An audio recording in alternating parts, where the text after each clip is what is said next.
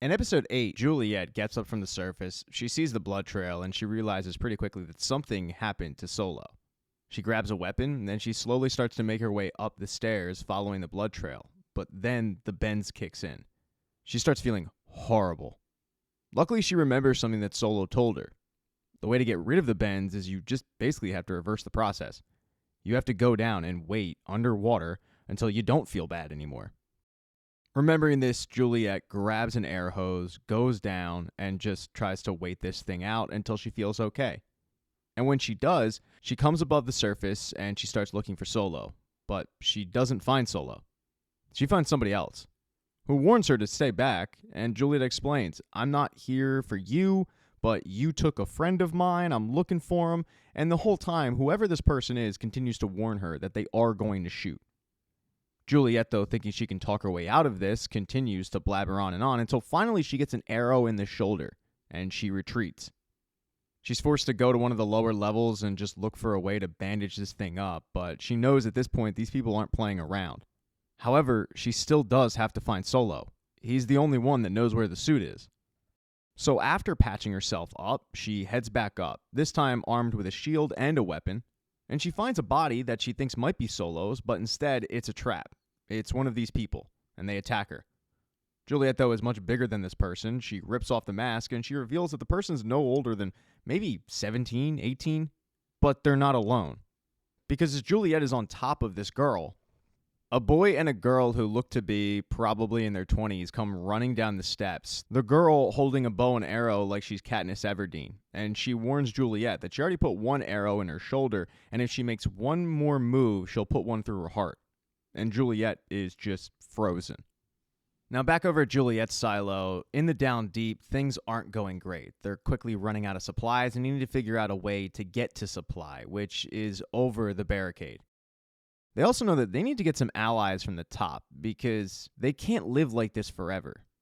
After Shirley writes Cooper's name on the wall full of graffiti that Knox thinks are just people that died in rebellions, she goes and has a talk with Billings. She tells him that while he's down there, he might as well help out, and he says, well, I'll help out as far as the pact allows.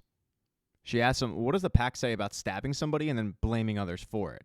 And he tells her he needs proof, but she gets frustrated and says, you know I'm never going to get you proof. The more that Shirley talks about logic and helping, the more Billings keeps bringing up the founders and the pact, which just pisses off Shirley even more. He reminds her that the pact is the word that they live by, and she says no. At some point, you just need to call it BS. And then she leaves because she realizes she's not getting anywhere in this convo.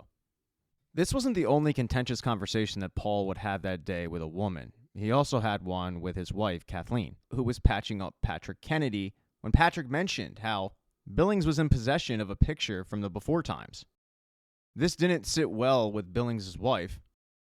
And when Billings got home, Kathleen questioned him on it because she felt a little betrayed by this, about the fact that he had a relic that he was stashing away without her knowledge. So he showed it to her, and they both cried at the beauty that had been essentially taken from the silo. While looking at it, she asked Paul, what happened? And Paul, with tears streaming down his face, says, I don't know, and I don't know what to do. As for Shirley, she headed to Walker's workshop for a meeting with a bunch of the others to discuss how they're going to get into supply and get medicals and everything that really you need to function as a society. The best plan that they can come up with is to just use a pulley system and pull people up over the wall.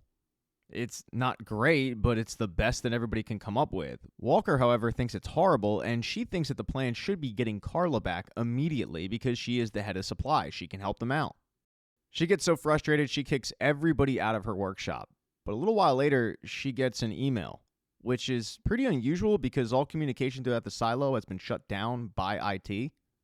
But in this case, it's a work request for a water pump up top.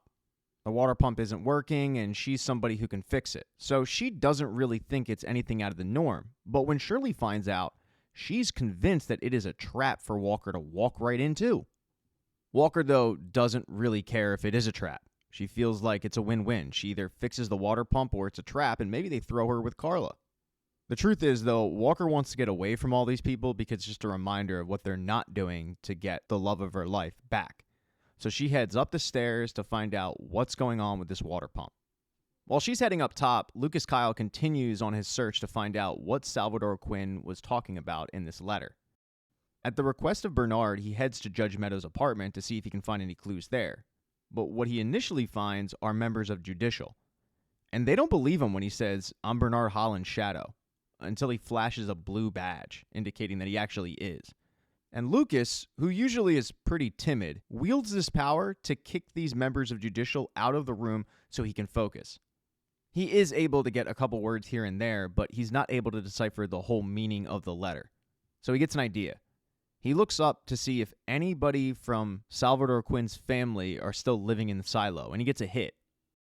There's a direct descendant of Salvador Quinn living still in the silo, and he goes to pay him a visit. When the door opens up, the direct descendant isn't the one who answers. It's his daughter-in-law. Turns out these are the people that make the wool for the cleanings, but they also make blankets and stuff like that. And at first, she acts like she's never even heard the name Salvador Quinn before.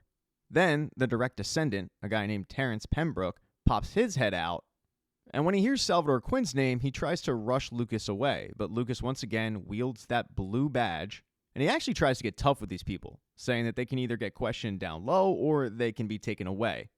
All the while, it's very evident that Lucas isn't really comfortable with this Tommy Toughnuts act, but it does work. He ends up getting in the room and questioning this group on Salvador Quinn and whether or not they have any relics of his.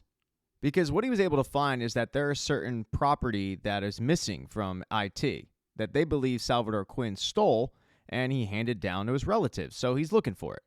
They, however, plead ignorance. They tell him that the name Salvador Quinn has only brought shame to their family. They wouldn't have kept anything of his. Lucas, though, does not believe them. He threatens them with the judicial search team and then leaves to let them think about it, maybe do a thorough search of their own. He doesn't get too far away, though, when Terrence tracks him down. The first thing he does is let him know that this Tommy Toughnuts act is not really working. It's pretty obvious he's not real comfortable with it. And then he tells him, "We don't talk about the name Salvador Quinn. The reason why we make the wool is because we're trying to make up because we're related to the guy that almost took the silo down." A very frustrated Lucas then heads up top to give Bernard the lowdown on the discussion he had with Salvador Quinn's distant relatives. In a throwaway comment, Lucas mentions how Salvador Quinn was a failure because what they've been taught is that he let the rebels burn the books and the servers and erase any history of what happened previously 140 years ago. But Bernard stops him and says, no, Salvador Quinn was not a failure. Salvador Quinn was a hero. Yes, that is the story we've been taught, but the reality is Salvador Quinn saved the silo. Because what Salvador Quinn realized was that every 20, 30 years, there was a rebellion. Because those before knew about the rebellion. And every single rebellion you had risked the opening of the airlock.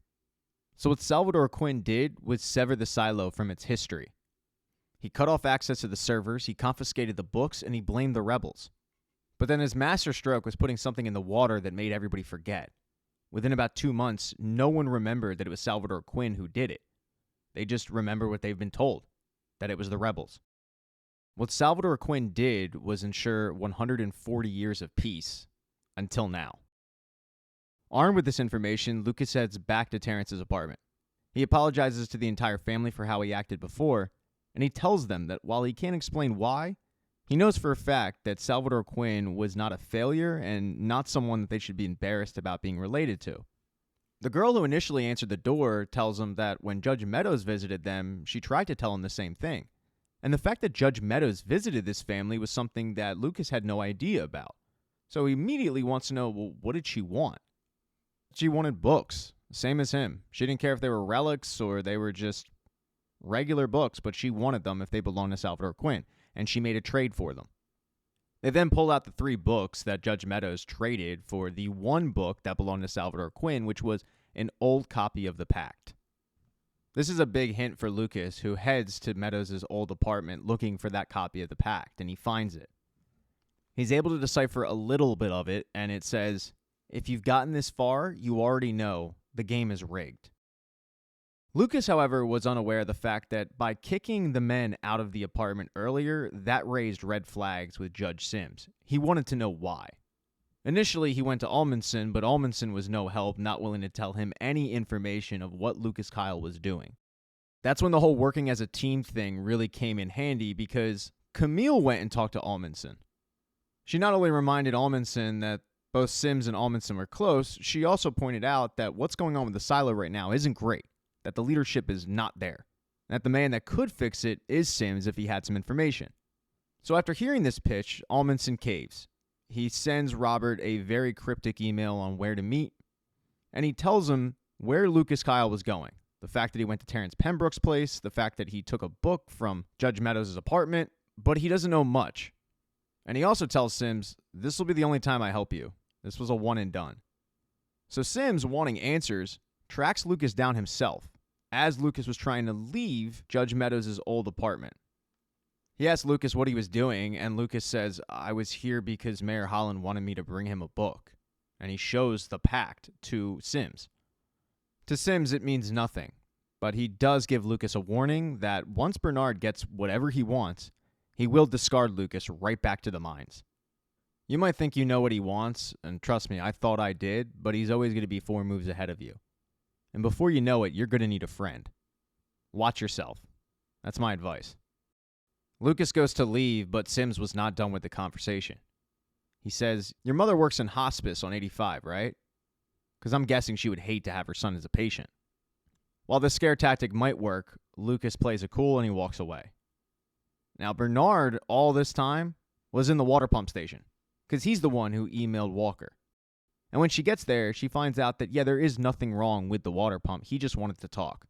Because he was going to use the information that Amundsen dug up to his advantage, to end this rebellion. He tells Walker it's really, really simple. If she ever wants to see Carla again, she's going to give him information on how to stop this rebellion in its tracks. And Walker, wanting to save Carla, ends up agreeing to Bernard's terms, reluctantly. She gives up Teddy and the scheme to break into supply and get the necessary items that they currently need. They're all caught. In return, Walker thought she was going to be able to talk to Carla, but no. In fact, she's just able to see her, see that she's alive. She's not even able to talk to her because Carla can't hear her. Bernard tells Walker that no harm is going to come to Carla if she continues to cooperate. Once this is all done, she'll be reunited with Carla. He's also going to need her to return to her workshop and turn the camera back on. And a very frustrated Walker says fine. When she returns, though, she's feeling sick about what she just did, betraying her people. And the first person she sees is Shirley. Shirley gives Walker the update on what happened to Teddy and the team, and Walker has to act like she's surprised by it. Pretty early on in the conversation, though, Shirley notices that something's up with Walker. She's just not acting the same. So when she goes to leave, she tells Walker, you know where to find me if you need anything. But once Shirley does leave, Walker turns to the camera and flips Bernard off. Thank you so much for checking out this recap. Please consider subscribing to the channel and subscribing to my Patreon. Hit thumbs up if you liked it. Smash that thumbs down button if you thought it sucked. If you left a comment, I don't get back to you. I usually don't check the comments unless they're like a super comment. Also, if you don't see the next video up on the end screen, not to worry, it'll be up in a day or two.